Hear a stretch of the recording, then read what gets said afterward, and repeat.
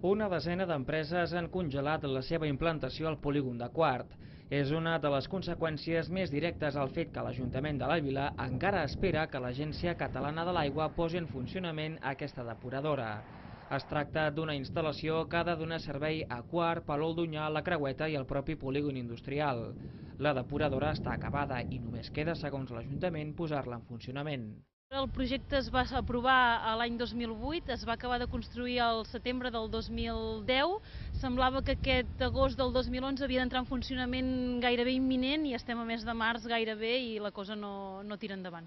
De moment sí que hi ha una part del polígon que té activitat. Es tracta d'un sector que el consistori ha pogut recepcionar perquè de manera provisional les aigües residuals de la zona van a parar a una fossa sèptica que cada setmana buida l'Ajuntament.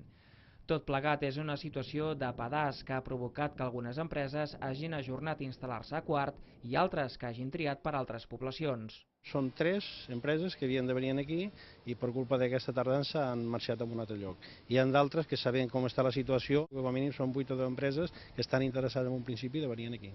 Situació que ara per ara ha aturat l'arribada d'unes empreses que haurien creat, segons les previsions, prop d'una 60ena de llocs de treball.